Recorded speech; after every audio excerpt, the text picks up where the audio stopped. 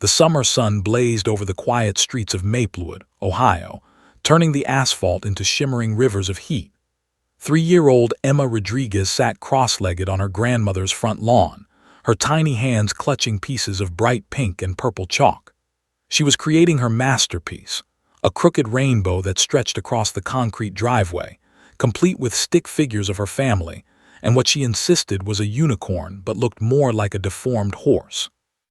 "Emma Mija, stay where I can see you," her grandmother called from the kitchen window, her hands covered in flour from making empanadas.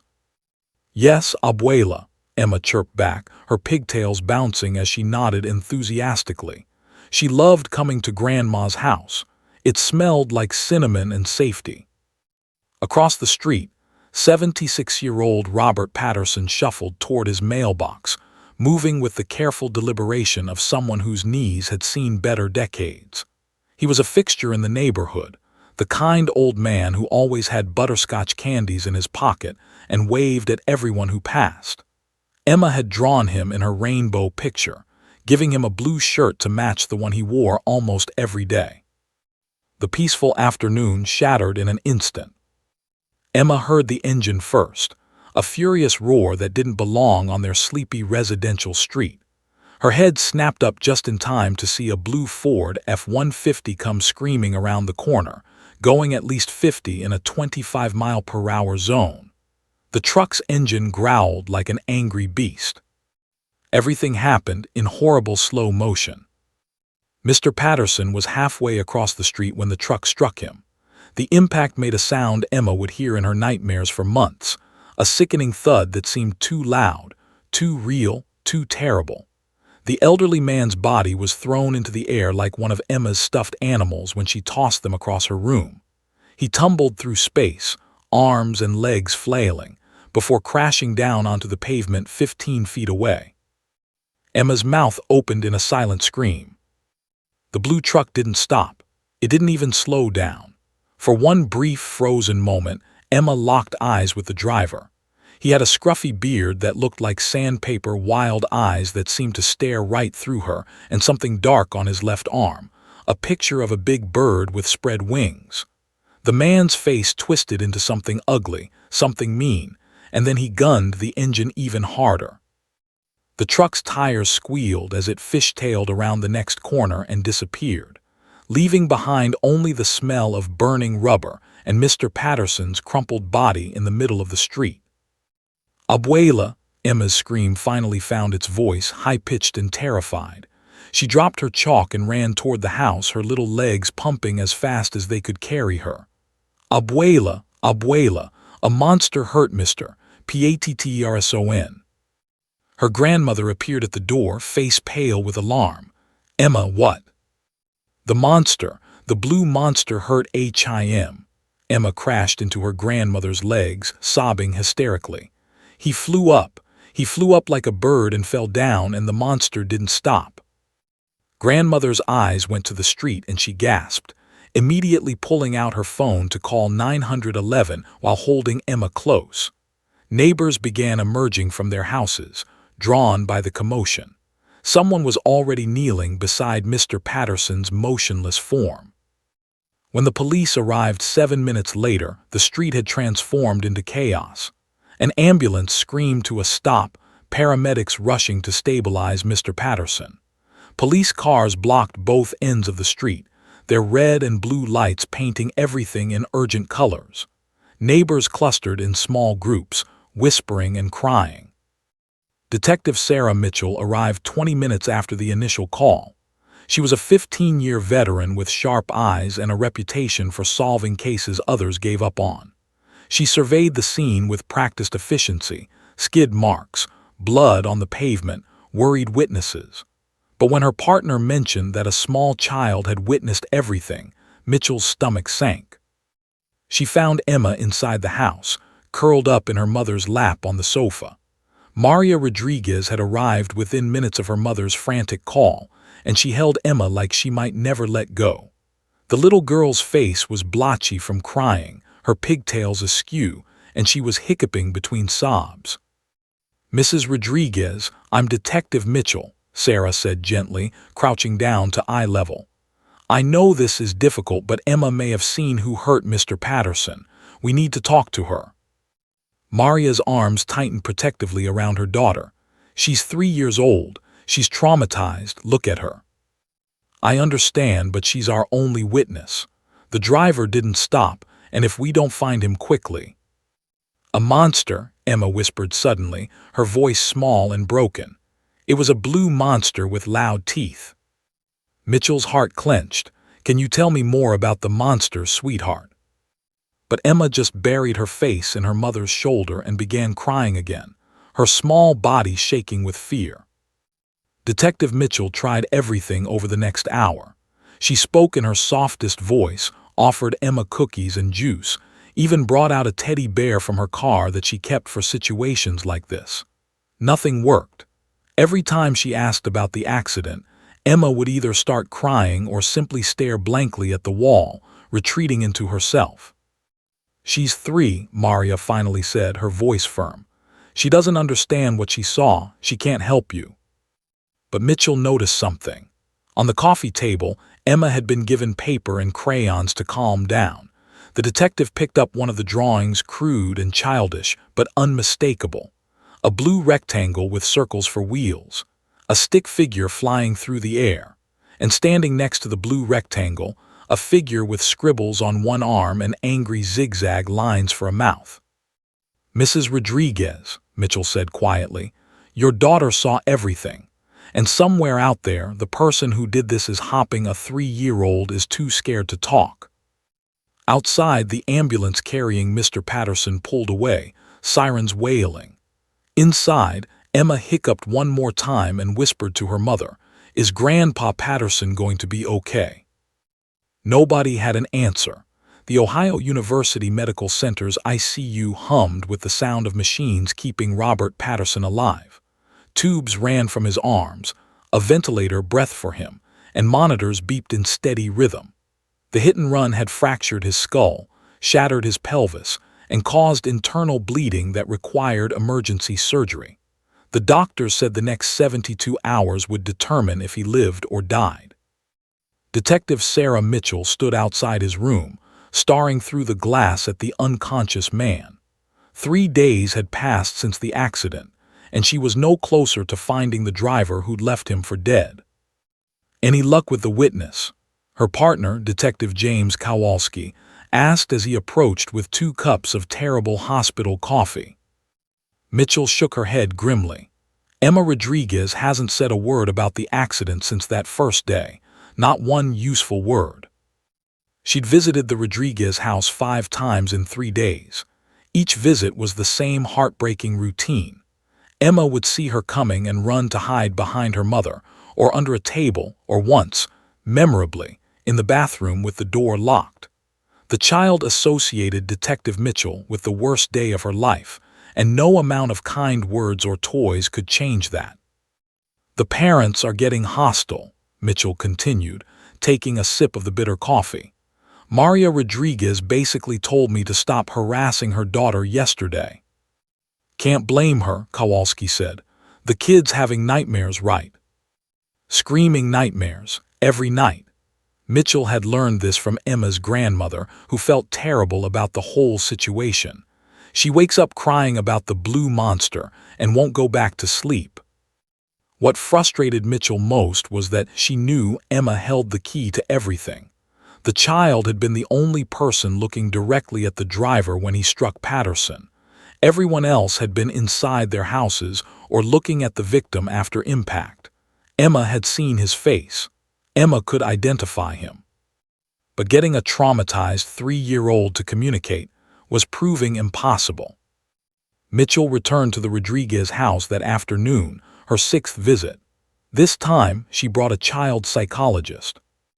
Dr. James Chen was in his 50s, with gentle eyes and a reputation for working miracles with young trauma victims. He carried a bag full of dolls, puppets, and art supplies. When Maria Rodriguez opened the door and saw him, her expression shifted from angry to cautiously hopeful. Mrs. Rodriguez, this is Dr. Chen. He specializes in helping children process trauma. I'm not trying to interrogate Emma, I'm trying to help her. Maria studied the psychologist for a long moment, then sighed. 1 hour, that's all. Emma was in the living room, sitting on the floor and staring at a cartoon on TV without really watching it.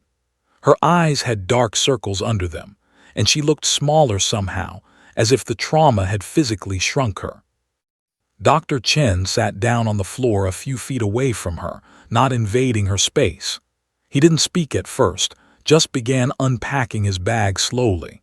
He pulled out a set of toy cars, including a blue truck.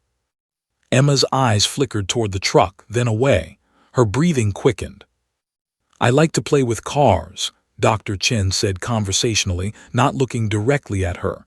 "Do you like cars, Emma?" No response. He made the cars drive around on the carpet, making soft engine noises.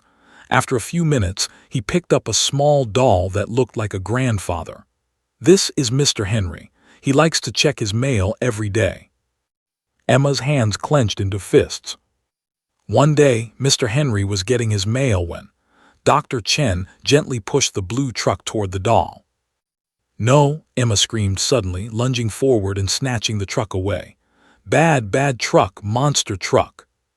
She threw it across the room with surprising force, then burst into tears. Dr. Chen didn't react with alarm. He simply nodded and reached for a box of crayons. "Would you like to draw instead?" Over the next 40 minutes, Emma drew picture after picture. Each one was variations of the same scene: a blue rectangle, a stick figure flying, another stick figure lying down. But one drawing caught Mitchell's attention. In this one, Emma had drawn a figure next to the truck with unusual detail for a 3-year-old. The figure had a round face with scribbles she called scratchy fur, angry eyes, and most significantly, something on one arm that looked like a dark blob with points radiating from it. "What's this?" Dr. Chen asked gently, pointing to the blob. "Big bird," Emma whispered. "Mean man had a big bird on his arm, right here." She pointed to her own left forearm. Mitchell's pulse quickened. A tattoo. The driver had a tattoo of a bird on his left forearm. "What kind of bird, Emma? Can you draw it bigger?" Emma picked up a black crayon and drew a larger version on a fresh sheet of paper. The wings spread wide, the head fierce. It wasn't perfect, but it was clearly an eagle. "Emma, you're doing so well," Dr. Chen encouraged. "Can you tell me what the mean man looked like?" But Emma's brief moment of communication was over. She dropped the crayon, crawled into her mother's lap, and wouldn't say another word. After Dr. Chen and Detective Mitchell left, they stood on the front porch discussing what they'd learned. "She has the information," Dr. Chen confirmed. "She saw everything clearly and her memory is intact, but the trauma is preventing her from processing it verbally. She can only express it through play and art." "That's not going to hold up in court," Mitchell said frustratingly. "No, but it gives you investigative leads. Male driver, facial hair, eagle tattoo on left forearm, blue truck. That's more than you had yesterday." Mitchell nodded, already pulling out her phone to call the DMV about blue truck registrations. But she knew finding the suspect was only half the battle. Even if they identified him, they'd need Emma to make a positive identification. They'd need her testimony. And right now, Emma couldn't even be in the same room with the detective without having a panic attack. Back at the station that evening, Mitchell was reviewing surveillance footage from nearby gas stations when Officer Linda Hayes knocked on her door. Hayes was a K-9 officer, and her German Shepherd, Rex, stood patiently at her side. "Sarah, I heard about your witness situation, the 3-year-old. Yeah, it's not going well." Hayes smiled. "I might have an idea. Have you ever heard of courthouse facility dogs?" Mitchell looked up, intrigued. "Dogs that help witnesses testify." "Exactly, but Rex here does more than that. He helps people talk when they can't talk to humans." Hayes scratched Rex behind the ears. "Kids especially. They tell him things they won't tell anyone else." Mitchell stared at the massive German shepherd, an idea forming. It was unconventional, it was unusual. But then again, nothing about this case was normal. "Can we try?" Mitchell asked. "Tomorrow?" Hayes grinned. Rex never turns down a chance to help, especially when kids are involved. Maplewood Police Station smelled like coffee, old paperwork, and floor wax. Emma Rodriguez clutched her mother's hand so tightly that Maria's fingers were turning white. The little girl's eyes darted around nervously, taking in the uniforms, the stern-looking officers, and the imposing front desk that seemed as tall as a mountain to someone only 3 feet high. "I don't like it here," Emma whispered, pressing herself against her mother's leg. "I know, Mija," Maria said softly, "but Detective Mitchell said she has someone special who wants to meet you, just for a few minutes, okay?" Emma's lower lip trembled. Over the past week, she'd been poked and prodded by well-meaning adults asking the same questions over and over. She was exhausted, scared, and wished everyone would just leave her alone. Mr. Patterson was still in the hospital. She'd heard Abuela crying about it on the phone, and somehow all the grown-ups thought she could fix it, but she was just a little girl. Detective Mitchell appeared from a hallway, but this time she wasn't alone. Beside her walked Officer Linda Hayes, a woman with kind eyes and a warm smile. And next to Officer Hayes was the most magnificent creature Emma had ever seen. Rex was a German shepherd who stood almost 2 feet tall at the shoulder, with a thick coat of tan and black fur that looked impossibly soft. His ears stood at attention, alert and proud. His brown eyes were deep and intelligent, watching everything with calm awareness. He wore an official-looking vest that said Police K9 in bold letters, and despite his imposing size, something about him radiated gentle strength. Emma's eyes went wide. Her death grip on her mother's hand loosened slightly. "Emma," Detective Mitchell said gently, "this is my friend Officer Hayes, and this is Rex. He's a very special police dog." "Hi, Emma," Officer Hayes said, kneeling down so she wasn't towering over the little girl. "Rex has been wanting to meet you. He's really good at listening. Would you like to say hello?" Emma looked at her mother uncertainly. Maria nodded encouragingly, though she seemed skeptical about the whole situation. Rex, following Officer Hayes's subtle hand signal, sat down and remained perfectly still.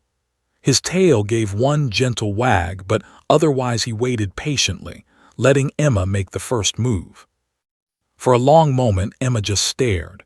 Then slowly, tentatively, she took one small step forward, then another. Her hand reached out, fingers stretching toward Rex's head. "It's okay," Officer Hayes encouraged.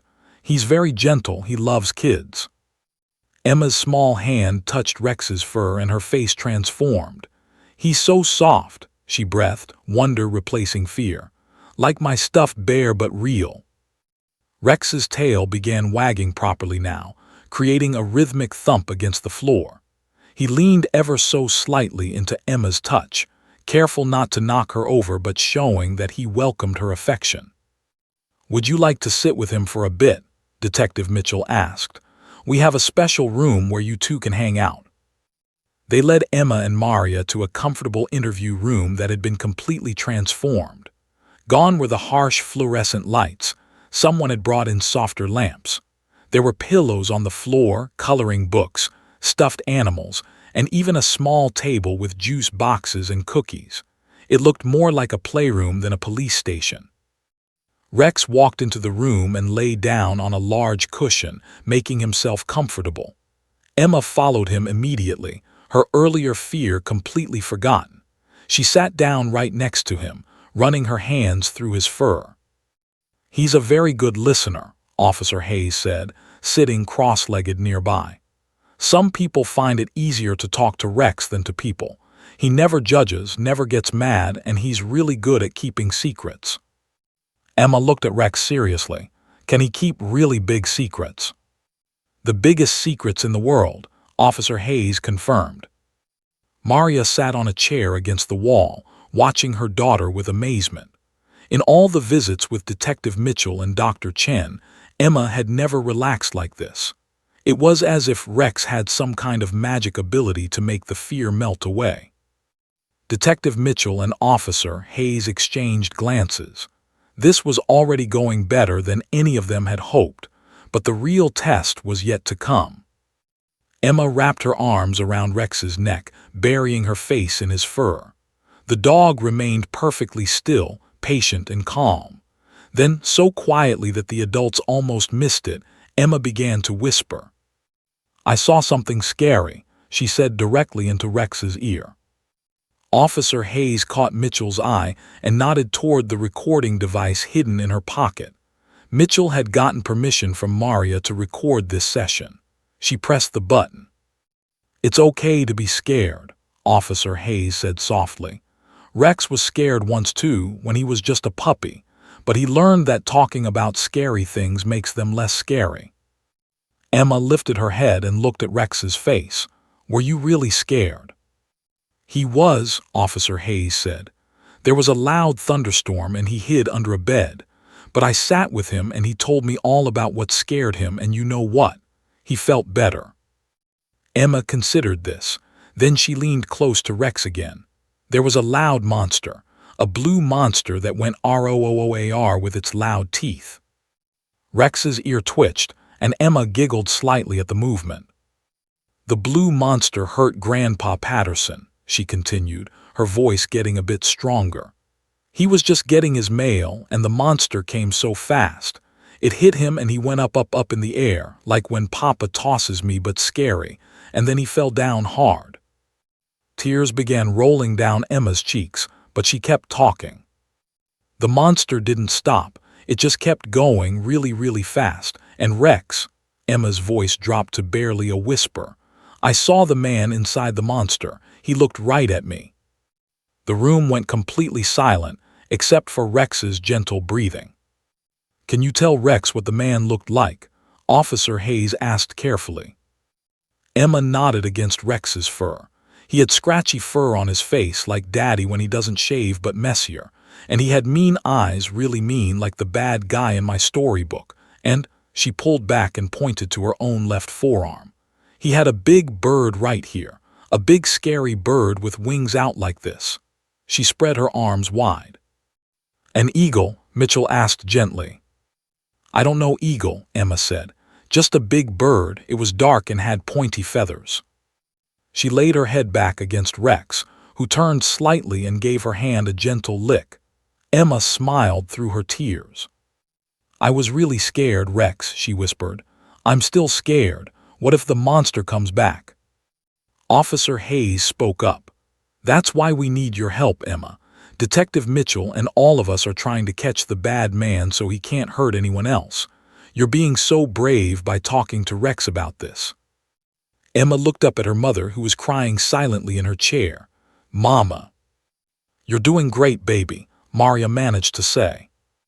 Emma turned back to Rex and said something that made everyone in the room lean forward. "Rex, I want to help catch the bad man, but I'm just little. Can you help me be brave?" The German Shepherd, as if understanding perfectly, placed his massive head on Emma's lap and looked up at her with those soulful brown eyes. And just like that, something shifted. Emma had found her voice, not for the detectives, not for the psychologist, not even for her mother. She'd found it for Rex. Detective Sarah Mitchell sat in her office at 2 a.m., surrounded by a sea of paperwork, DMV records, and cold coffee cups. Her eyes burned from staring at computer screens, but she couldn't stop now, not when they were so close. Emma's description had given them gold. Male driver, facial hair, eagle tattoo on left forearm, blue Ford F-150. The DMV database showed 247 blue Ford F-150 trucks registered in their county alone. Mitchell had spent the last 18 hours methodically cross-referencing those registrations with criminal databases, looking for anyone with a history that might indicate hit-and-run behavior. Her partner, Kowalski, stumbled in with fresh coffee from the 24-hour diner down the street. "Sarah, you need to sleep." "I need to find this guy," she muttered, clicking through another registration. Patterson's condition improved yesterday, but the doctors say he might never walk again. And whoever did this is out there, probably drinking beer and laughing about it. You've eliminated 189 trucks so far. That's impressive. Not impressive enough. Mitchell rubbed her eyes. Every hour that passes, our guy could be destroying evidence, getting his truck repaired under the table, or... Her computer screen changed, and she froze. Registration number 203. Derek Michael Lawson, age 34, address in neighboring Fairview County. Blue 2019 Ford F-150. James, look at this. Her fingers flew across the keyboard, pulling up Lawson's criminal history. 2 DUIs, one in 2019, another in 2022. Reckless driving charge in 2020. License suspended twice. And look, arrested 3 years ago for leaving the scene of a minor accident. Pattern of behavior, Kowalski said, leaning over her shoulder. What else? Mitchell pulled up Lawson's driver's license photo and her breath caught. Scruffy beard, unkempt appearance, dead eyes that had seen too many bad decisions. She zoomed in on the photo, then pulled up another image from his arrest record, a full-body shot. There, clear as day on his left forearm, was an eagle tattoo. Wings spread wide, talons extended, identical to what Emma had described. That's him, Mitchell breathed. That's our guy. By 6 a.m., they had a warrant. By 8 a.m., they were pulling up to Derek Lawson's rundown rental house in Fairview. The blue F-150 sat in the driveway, and Mitchell's trained eye immediately spotted the telltale signs. Fresh primer on the front bumper, a cracked headlight that had been poorly replaced, and scrape marks along the side that suggested recent body work. He tried to cover it up, she told the uniformed officers backing her up. Classic guilty behavior. When they knocked, Lawson answered the door in a stained undershirt and sweatpants, reeking of beer. His eyes went wide when he saw the police. Derek Lawson, Mitchell showed her badge. We have a warrant for your arrest in connection with the hit-and-run of Robert Patterson on July 15th. You have the right to remain silent. I don't know what you're talking about, Lawson slurred, but his face had gone pale. I wasn't anywhere near Maplewood that day. We have a witness who says otherwise, and we have forensic evidence being collected from your truck right now. Mitchell gestured to the team already photographing the vehicle. You're going to want to cooperate. Lawson's bravado crumbled. It was an accident. The old guy just stepped out. I panicked. You panicked, so you left a 76-year-old man dying in the street. Mitchell's voice was ice. Turn around, hands behind your back. As they led Lawson away in handcuffs, Mitchell felt a surge of satisfaction. They'd gotten him, but her celebration was short-lived. Getting an arrest was only the beginning. Now came the hard part, prosecution. 3 days later, Mitchell sat in the office of District Attorney Amanda Foster, along with Prosecutor Marcus Webb, no relation to the defense attorney, just an unfortunate coincidence of names. Foster was reviewing the case file with a deepening frown. Your star witness is 3 years old, Foster said flatly. 3. She gave us the description that led to Lawson's arrest, Mitchell argued. Eagle tattoo, facial hair, blue truck. She got everything right. She told it to a dog detective, a German shepherd. Foster closed the file. Do you understand how a defense attorney is going to tear this apart? Dr. Chen has evaluated her. She's cognitively competent. She understands truth versus lies. She can identify the defendant. She's 3, Foster repeated. The youngest witness I've ever put on the stand was 7, and that was pushing it. Defense will argue she's suggestible, that adults coached her, that she saw the truck on TV or in a book. And they might be right. Mitchell leaned forward. Then what? We just let Lawson walk. His truck has paint transfer that matches Patterson's clothing. His front bumper has impact damage consistent with hitting a pedestrian. But without Emma's eyewitness testimony identifying him as the driver, any decent defense attorney will argue someone else was driving his truck. Foster was quiet for a long moment, thinking. "There is precedent," she finally said. "Courthouse facility dogs have been used in several states to help child witnesses testify.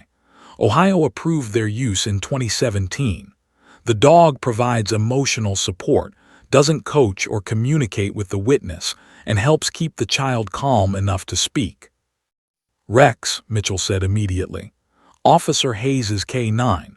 He's certified as a facility dog and Emma trusts him completely. You need Judge Hendricks to approve it, and you need to convince her that Emma is competent to testify despite her age." Foster opened the file again. "This is going to be a battle, Detective. Defense attorney Marcus Webb, actually the other Marcus Webb, the defense one, already knows about your witness. He's filed a motion to exclude her testimony, arguing that a 3-year-old lacks the cognitive development to be a reliable witness." "Can we win?" Mitchell asked. Foster looked at the photo of Derek Lawson, then at the photo of Robert Patterson in his hospital bed, then at the drawing Emma had made showing the eagle tattoo. "We have to try," she said, "because if we don't, Lawson will plead this down to leaving the scene of an accident, serve maybe 2 years and be back on the road. And next time he might actually kill someone." The preliminary hearing was set for 2 weeks later. In those 2 weeks, Officer Hayes worked with Emma and Rex every single day. They practiced walking into courtrooms during off hours, sitting in the witness chair, speaking into a microphone. Emma still couldn't talk to the adults without Rex beside her, but with the dog there, she blossomed. "The mean man in the blue monster," she would say clearly, pointing to photos Officer Hayes showed her. "That one, that's him." Meanwhile, defense attorney Marcus Webb, the defense one, as everyone had started calling him to avoid confusion, was preparing his attack. He filed motion after motion. To exclude Emma's testimony based on age, to exclude Rex from the courtroom as prejudicial, to suppress the drawings she'd made as inadmissible hearsay. Judge Patricia Hendricks, a stern woman in her 60s who had seen every courtroom trick imaginable, scheduled a competency hearing. Emma would have to prove she could testify before the trial could proceed. The night before the hearing, Mitchell visited the Rodriguez house one final time. Emma was in the living room, teaching Rex, who was visiting for a playdate, how to play with her stuffed animals. "Is Rex coming with me tomorrow?" Emma asked, looking up with worried eyes. "He'll be right beside you the whole time," Mitchell promised. "And all you have to do is tell the truth, just like you've been practicing." "What if I get scared?" "Then you hold on to Rex and he'll help you be brave, just like he has been." Emma hugged the big dog. "Rex, tomorrow we're going to catch the bad man, okay? Together." Rex's tail thumped against the floor, and Mitchell could have sworn the dog understood every word. Tomorrow would determine everything. Could a 3-year-old and a police dog convince a skeptical judge and a hostile defense attorney that justice deserved a chance? They were about to find out. The courtroom was smaller than Emma had imagined from TV shows. The wood-paneled walls seemed to close in around her, and the ceiling stretched up impossibly high. Every sound echoed, the shuffling of papers, someone's cough, the creak of chairs. Emma stood in the doorway, frozen, her tiny hand gripping her mother's with desperate strength. "I can't," she whispered, her voice so small it barely carried. "Mama, I want to go home." Maria Rodriguez knelt down, brushing her daughter's hair back. "Remember what we talked about, Mija. You're helping Mr. Patterson, and Rex is waiting for you." As if summoned by his name, Officer Linda Hayes appeared with Rex at her side. The German shepherd's tail began wagging immediately when he saw Emma. He pulled slightly toward her, eager to greet his small friend. Emma's face brightened instantly. She let go of her mother's hand and rushed to Rex, wrapping her arms around his neck. "You came," she breathed into his fur. "I was so scared you wouldn't come." Rex licked her cheek, and Emma giggled despite her nerves. "I promised, didn't I?" Officer Hayes said warmly. "Rex and I are with you all the way, ready to go in." Emma took the leash Officer Hayes offered her. Holding onto Rex's lead made her feel taller, braver. Together, they walked into the courtroom. Judge Patricia Hendricks was already seated at the bench, her silver hair pulled back in a tight bun, her reading glasses perched on her nose. She'd been a judge for 30 years and prided herself on running a fair courtroom. But as she watched the tiny 3-year-old enter leading a massive police dog, even her stern expression softened slightly. The courtroom had been cleared of spectators for this competency hearing. Only essential personnel remained: the court reporter, Detective Mitchell, prosecutor Amanda Foster, and defense attorney Marcus Webb. And sitting at a table in an orange jumpsuit, hands cuffed, was Derek Lawson. His eagle tattoo was visible on his forearm, and his eyes narrowed as he watched Emma enter. Emma noticed him immediately. She stopped walking and Rex stopped with her. Her grip on the leash tightened. "It's okay," Officer Hayes whispered. "He can't hurt you. Rex won't let anything bad happen." Judge Hendricks waited patiently as Emma and Rex approached the witness stand. A special step stool had been placed so Emma could climb up to the seat. Rex positioned himself right next to her, close enough that she could reach down and touch his head. "Good morning, Emma," Judge Hendricks said, her voice gentler than anyone in the courtroom had ever heard it. "My name is Judge Hendricks. Do you know why you're here today?" Emma nodded, her eyes wide. "To talk about the bad man who hurt Mr. Patterson." "That's right. But first, I need to ask you some questions to make sure you understand what we're doing. Is that okay?" "Okay," Emma whispered. "You can pet Rex whenever you want," the judge added. "He's there to help you feel safe." Emma's hand immediately found Rex's head, and she began stroking his soft fur. Judge Hendricks opened a folder on her bench. "Emma, can you tell me how old you are?" 3, Emma held up 3 fingers proudly. "But I'm going to be 4 soon, in September." "That's wonderful. Can you tell me what color my robe is?" "Black." "Very good. And what color is Rex?" "Brown and black and a little bit of tan," Emma said, warming up slightly.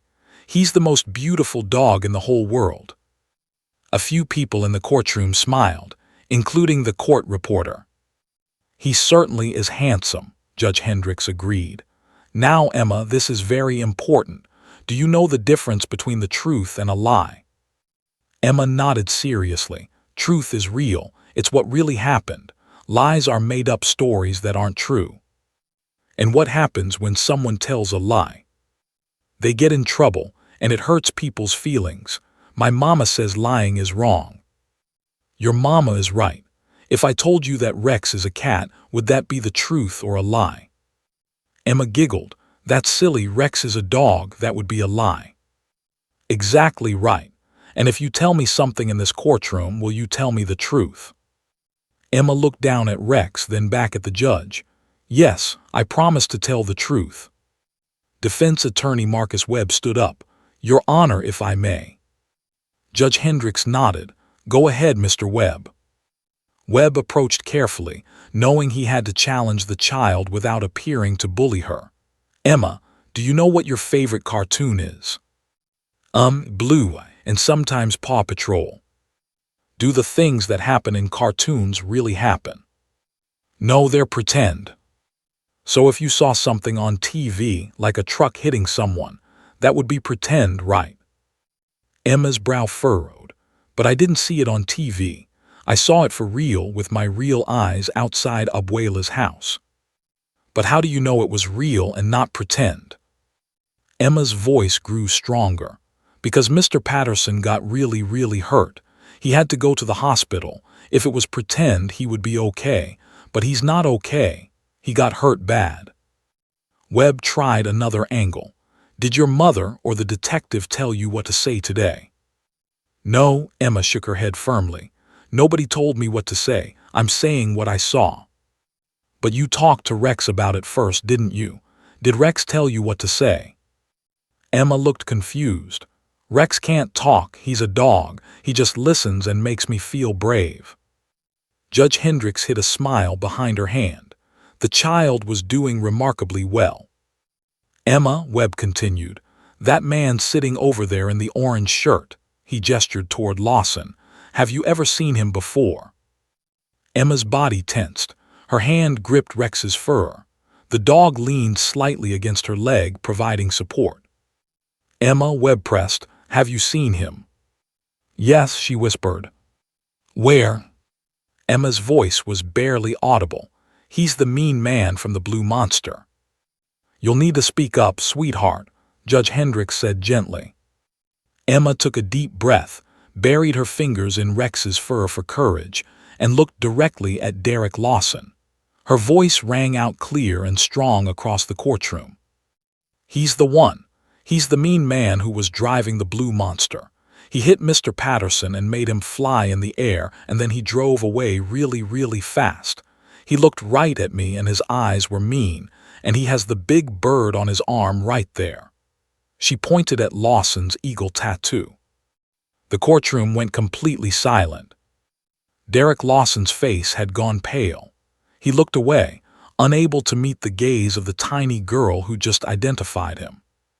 Judge Hendricks studied Emma carefully. The child wasn't coached, that much was obvious. She was scared but truthful, speaking from memory rather than rehearsed lines, and the presence of Rex had enabled her to communicate something she might never have been able to express otherwise.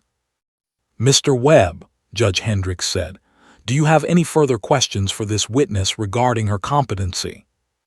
Webb looked at Emma, at Rex, at the unwavering certainty in the little girl's face. He'd been practicing law for 20 years, and he knew when he was beaten. No, Your Honor, he said quietly. Judge Hendricks removed her glasses and looked at Emma with something like admiration.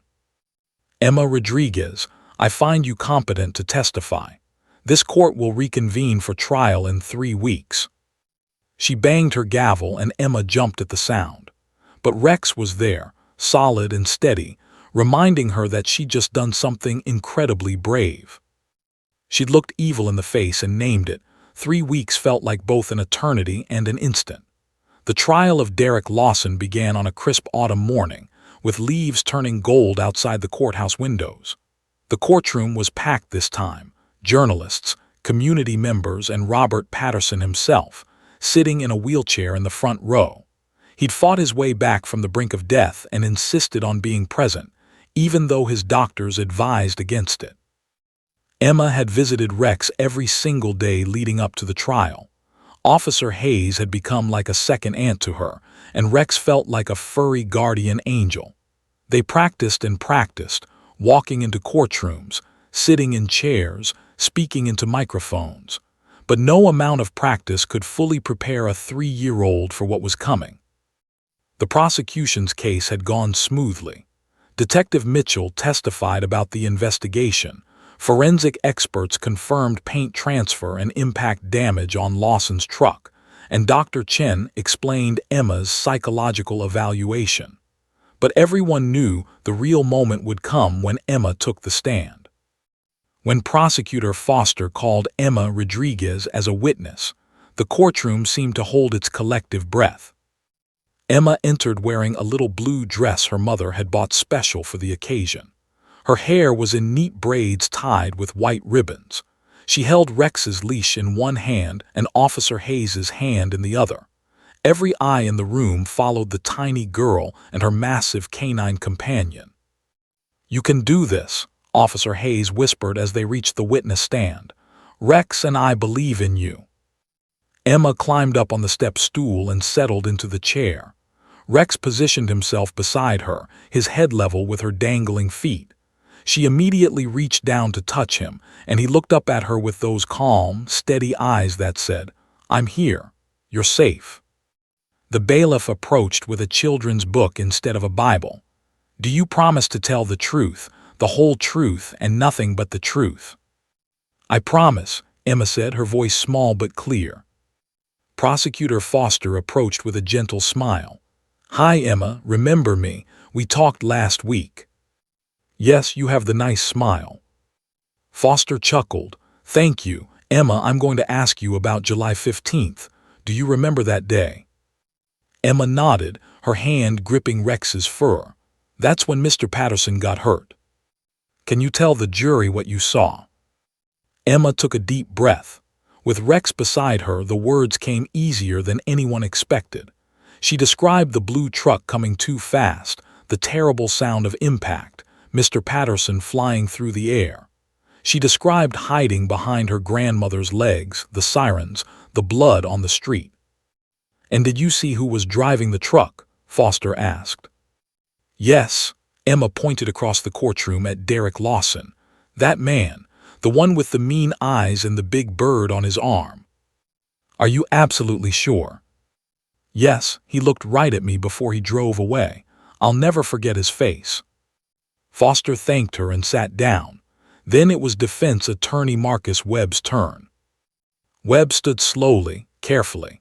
He knew the entire courtroom was watching, ready to condemn him if he was too harsh with the child. But he also knew his client's freedom depended on creating reasonable doubt. Emma, he began, his voice gentle, you've talked to a lot of people about that day, haven't you? I talked to Rex mostly, Emma said. But you also talked to Detective Mitchell, right? And Dr. Chen, and the prosecutor. Yes. And they all asked you questions about what you saw. Yes. Did they show you pictures of trucks? Emma nodded, to help me remember. And did they show you pictures of men? Sometimes. Webb moved closer but not threateningly. Emma, when you draw pictures, do you draw them exactly how things look, or do you draw what you imagine? I don't understand, Emma said, confusion clouding her face. When you drew the blue truck, did you draw it exactly how it really looked, or did you draw what a truck looks like in your mind? Emma's confidence wavered. I drew what I remembered. But memories can be tricky, can't they? Sometimes we think we remember something, but really we saw it in a book or on TV, right? I didn't see it on TV, Emma insisted, but her voice was getting smaller. But how can you be completely sure? You're only 3 years old. 3-year-olds make mistakes sometimes, don't they? I guess so, Emma whispered. Webb pressed forward, sensing weakness. And when the detective showed you pictures of different men, did she tell you which one to pick? No, but... Did she maybe point to my client's picture a little longer, or ask, is this the one, in a special voice? I don't remember. Emma's eyes were filling with tears. So you don't remember how the detective asked the questions? She was nice, but... If you don't remember that, how can we be sure you remember the driver correctly? Tears began streaming down Emma's face. Her voice dropped to barely a whisper. I do remember. Emma, I need you to speak louder. The jury can't hear you. I remember, she repeated, but the words came out choked and small. Webb kept pushing question after question. Did someone tell her what to say? Was she sure it wasn't a different truck? Could it have been a different man? With each question, Emma shrank further into herself. Her answers became one-word whispers. The jury shifted uncomfortably, unsure whether to be moved by the child's distress or convinced by Webb's reasonable doubts. Finally, Emma couldn't take it anymore. She turned away from Webb completely, away from the judge, away from the jury. She leaned over the edge of the witness stand and buried her face in Rex's neck, sobbing. Judge Hendricks was about to call a recess when something remarkable happened. Emma lifted her head just enough that the microphone caught her words. She wasn't speaking to the lawyers or the judge. She was speaking to Rex, her only safe harbor in this storm of adult questioning. Rex, she whispered, her voice cracking with emotion. I'm so scared. All these people are asking me questions and I don't understand why they don't believe me. The courtroom was so quiet that everyone heard every word. But you're here, Emma continued, her small hand stroking Rex's head. And you believe me, don't you? You know I'm telling the truth. Rex leaned into her touch, his tail giving one gentle wag. Emma took a shuddering breath and looked up at Judge Hendricks with tear-stained cheeks. Her voice was still small, but it carried a strength that hadn't been there before. "I'm scared," she said clearly. "But my mama says that being brave doesn't mean you're not scared. It means you do the right thing even when you're scared. And Rex is brave. He's a police dog and he helps people even when things are scary." She turned back to Rex and whispered, "You're here, so I can be brave like you." Then Emma Rodriguez straightened up in her chair, wiped her tears with the back of her hand, and looked directly at Marcus Webb. The transformation was stunning. One moment, Emma had been a sobbing, terrified child retreating into herself. The next, she sat up straight, her small chin lifted, her eyes, still wet with tears, now blazing with determination. Her hand remained on Rex's head, drawing strength from his steady presence. But her gaze was fixed on Marcus Webb with an intensity that made the veteran defense attorney take an involuntary step backward. "Nobody told me what to say," Emma declared, her voice ringing out across the silent courtroom with remarkable clarity. "Not the detective lady, not Dr. Chen, not my mama, not anybody." Webb tried to interject. "Emma, I didn't mean to suggest." "I'm not done talking," Emma said firmly, in the same tone she used when her little brother tried to interrupt her during story time. "You asked me questions. Now I'm going to tell you the truth." Judge Hendricks's eyes widened. Even she hadn't expected this. Emma turned to face the jury, 12 adults sitting in a box looking at her with a mixture of astonishment and growing respect.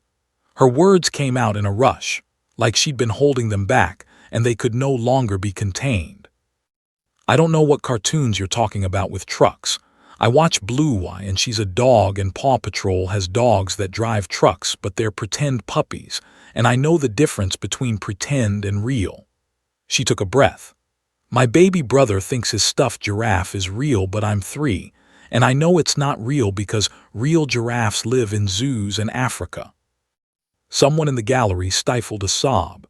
Emma's mother had her hand over her mouth, tears streaming down her face. "I know what I saw with my own eyes," Emma continued, her voice unwavering now. "It was a Tuesday and I was drawing with chalk, and it was pink and purple, and I was making a rainbow with my family in it, and Mr. Patterson too, because he's nice and always waves at me." She pointed toward Robert Patterson in his wheelchair. The elderly man's eyes were glistening with tears. Then I heard a really loud sound like VROO, and the blue monster truck came so fast around the corner, too fast, way too fast. My papa says you have to drive slow in neighborhoods because kids play there. Emma's voice cracked slightly. "Mr. Patterson was just getting his mail. He does that every day after lunch, and the truck didn't stop or slow down or anything. It just hit him." The courtroom was utterly transfixed.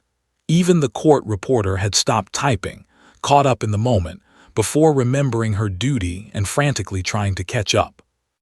"He went up in the air," Emma said, her voice dropping to barely above a whisper, but the microphone caught every word. "He went up high and his arms were going like this," she demonstrated, flailing her arms, "and then he fell down on the hard road, and there was blood, so much blood." She looked down at Rex, took strength from his presence, and continued. "The truck didn't stop. It should have stopped. When you hurt someone, you're supposed to help them and say sorry. That's what my mama teaches me, but the truck just went faster and faster." Now Emma turned to look directly at Derek Lawson. The man sat frozen, his face pale, unable to look away from the tiny accuser who had just destroyed his defense with nothing but brutal honesty. "And the man driving looked at me," Emma said, her voice steady and cold in a way that no 3-year-old's voice should ever be. "He looked right at me, right in my eyes, and his eyes were mean, really, really mean. They looked like when someone knows they did something bad but they don't care." She lifted her small arm and pointed directly at Lawson, her finger unwavering. "That man, that's him. He has scratchy fur on his face like sandpaper. I know sandpaper because my papa showed me when he was making me a toy box, and he has a big bird on his arm right there." She pointed to her own left forearm. A bird with its wings out and pointy feathers. An eagle. Dr. Chen showed me a picture and that's what it's called. Emma's hand dropped back to Rex's head, and she spoke her next words quietly, but they carried more weight than anything else she'd said. I didn't want to remember. I wish I didn't see it. I have bad dreams about it every night. I see Mr. Patterson flying and falling, and I wake up crying, and my mama has to rock me back to sleep. A single tear rolled down her cheek. But I did see it, with my real eyes, and lying is wrong. She looked at Marcus Webb, then at Judge Hendricks, then at the jury. Nobody told me what to say. Nobody showed me pictures and made me pick him. I saw him that day, and then later Detective Mitchell showed me lots of pictures of different people, like a whole book of them. And when I saw his picture, my tummy hurt and I felt scared because I remembered his mean eyes. Emma's voice grew stronger. That's how I knew, not because anyone told me, because I remembered. The silence in the courtroom was deafening. Emma turned to the jury one last time. I'm only 3, I know I'm little. But little kids can tell the truth too. I know what I saw, and I'm not lying. With that, she turned back to Rex, wrapped her arms around his neck, and simply held on, exhausted from the emotional torrent she just unleashed. Judge Hendricks cleared her throat, visibly moved. Mr. Webb, do you have any further questions for this witness? Marcus Webb stood there, his carefully prepared cross-examination in ruins around his feet. He looked at Emma, this impossibly brave little girl who had just delivered the most devastating testimony he'd ever witnessed. He looked at the jury, 12 faces that had just watched a 3-year-old summon courage most adults could never muster. He looked at his client, Derek Lawson, whose guilt was now painted across his pale, sweating face. No, Your Honor, Webb said quietly, his voice heavy with defeat. No further questions. As Emma was helped down from the witness stand, still holding Rex's leash, the courtroom remained in stunned silence. She walked past Derek Lawson and the hardened criminal, a man who'd shown no remorse, no emotion throughout the entire trial, turned his face away, unable to meet her eyes. The jury foreman, a 60-year-old construction worker named Tom Hayes, would later tell reporters, "I've got 6 grandkids. I know when a child is lying and when they're telling the truth. That little girl looked the devil in the eye and called him out. Took more guts than most grown men I know." As Emma left the courtroom with Officer Hayes and Rex, she passed Robert Patterson's wheelchair. The old man reached out a trembling hand and touched her arm gently. "Thank you, little one," he whispered, his voice thick with emotion. "You're my hero." Emma looked up at him, her face still blotchy from tears, and said simply, "I'm sorry the mean man hurt you, but we caught him now. He can't hurt anyone else." Then she, Rex, and Officer Hayes walked out into the hallway, leaving behind a courtroom full of people who had just witnessed something extraordinary. A 3-year-old child teaching an entire room of adults what courage really looked like. The prosecution rested its case. And everyone in that courtroom knew the verdict was already decided. The jury deliberated for 4 hours and 17 minutes. To those waiting in the courthouse hallway, it felt like 4 years. Emma sat on the floor with Rex, showing him a picture book about brave dogs while Officer Hayes kept watch. Maria Rodriguez paced nervously, rosary beads clicking through her fingers. Detective Mitchell stood by the window, arms crossed, watching clouds drift past. When the bailiff finally emerged and announced, "The jury has reached a verdict," the hallway erupted into controlled chaos. People hurried back into the courtroom, taking their seats with hushed urgency. Emma walked in holding Rex's leash, her small hand steady now. She'd already done the hardest part. Judge Hendricks entered and everyone rose. When they sat again, the tension was suffocating. Derek Lawson stood beside his attorney, his orange jumpsuit rumpled, his face a mask of resignation. The eagle tattoo on his arm seemed to mock him now, a permanent reminder of the detail that had sealed his fate. "Has the jury reached a verdict?" Judge Hendricks asked. The foreman Tom Hayes stood up. "We have, Your Honor." In the case of the state of Ohio versus Derek Michael Lawson, on the charge of felony hit-and-run causing serious bodily injury, how do you find? We find the defendant guilty. The courtroom erupted. People cheered, cried, embraced. Robert Patterson closed his eyes and whispered a prayer of thanks. Maria Rodriguez collapsed into sobs of relief, clutching her mother. Detective Mitchell allowed herself a rare smile, nodding at Prosecutor Foster, who was trying not to cry herself. Emma looked up at Officer Hayes, confused by the commotion. What does guilty mean? It means they believe you, sweetheart, Hayes said, kneeling down. It means the bad man has to go to prison for what he did. You helped catch him, you and Rex. Emma looked down at her furry partner and smiled. We did it, Rex. We caught the monster. Rex's tail wagged proudly, and he licked her face, making her giggle. Judge Hendricks banged her gavel repeatedly until order was restored. Mr. Lawson, you will remain in custody pending sentencing. This court stands adjourned. As the judge left, Derek Lawson was led away in handcuffs. For one brief moment he glanced back at Emma. She stared right back at him, no longer afraid, no longer trembling. Just a 3-year-old girl who had faced down a monster and won. Lawson looked away first, shame finally crossing his features as deputies escorted him through the door. 6 weeks later, Derek Lawson was sentenced to 12 years in prison for felony hit-and-run, aggravated vehicular assault, and leaving the scene of an accident. His driver's license was permanently revoked. The judge called his actions cowardly, callous, and unconscionable, adding that his decision to flee demonstrated a complete absence of human decency. But the real story wasn't about Lawson's punishment. It was about what happened after. Robert Patterson made a remarkable recovery. The doctors called it miraculous. He regained the ability to walk with the aid of a cane and even started volunteering at the local community center. He never missed an opportunity to tell people about the bravest little girl in Ohio who had saved his life by speaking up. Emma turned 4, then 5.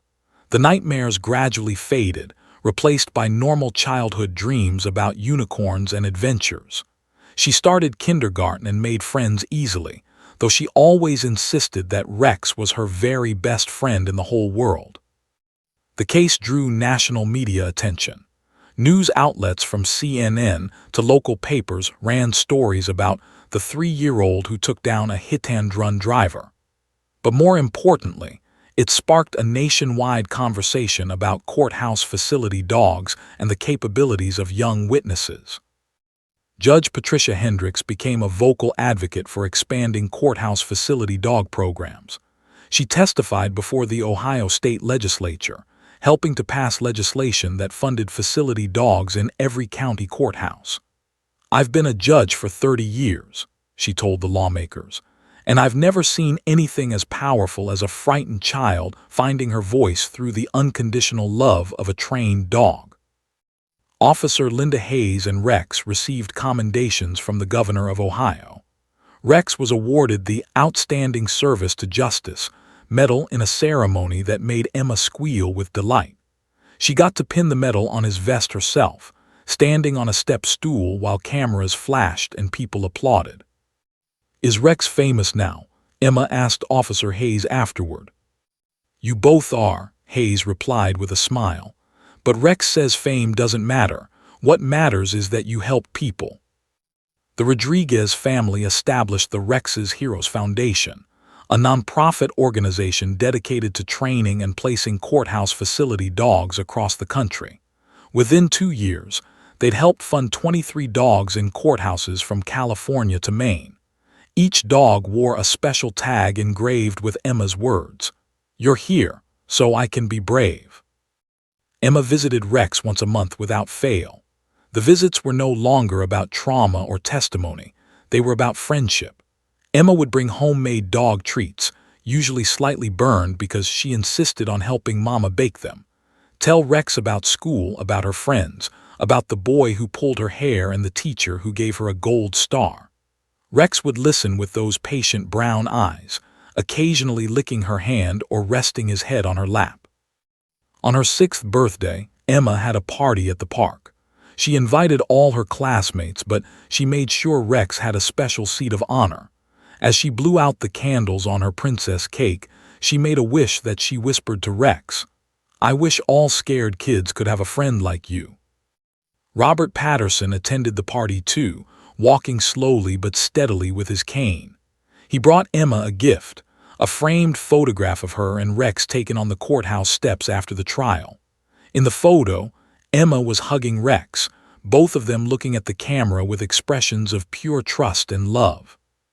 "You saved my life, little one," Patterson said, his voice still emotional after all this time. "But more than that, you taught this old man what real courage looks like." Emma looked at the photograph, at Rex, at all the people gathered in the park celebrating her birthday. She thought about the scary day that had changed everything, about finding her voice, about learning that even little kids could make a difference. "Rex helped," she said simply. "He's the brave one." But everyone who knew the story understood the truth. They had both been brave. A 3-year-old girl and a German shepherd had shown an entire justice system that courage comes in all sizes, that truth can speak through the smallest voices, and that sometimes the most powerful testimony comes not from perfect words, but from a pure heart. And somewhere in that courtroom testimony, preserved forever in official records, were Emma's words that had changed everything. "I'm scared, but you're here, so I can be brave like you." Those words became a rallying cry for children's advocacy groups nationwide. They were printed on T-shirts, engraved on plaques, painted on murals in children's hospitals. Because they captured something universal, that we all need someone to make us brave, whether it's a trained police dog, a trusted friend, or simply knowing that someone believes in us. Emma Rodriguez grew up knowing she'd made a difference. And every time she felt scared, before a big test, meeting new people, trying something new, she'd remember Rex's calm eyes and steady presence, and she'd whisper to herself, "You're here so I can be brave." And she was. The end.